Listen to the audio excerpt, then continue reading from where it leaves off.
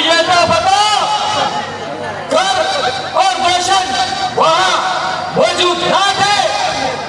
महाराज, थर और दूषण साहब की विशाल सेना के साथ मार गिराया। असंभव! हमारा अपमान करके इंद्र, तुम्हें यम, स्वयं विष्णु भी चैन से नहीं रह सकते। रावण काल का भी कौन है और बाप को भी मार सकता है।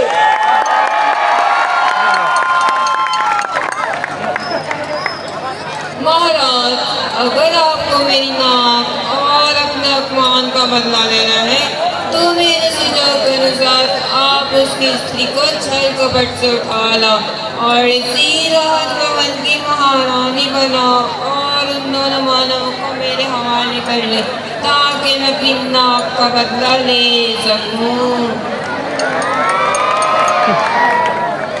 जाओ सुरपंखा, जाओ, तुम निश्चित होकर जाओ।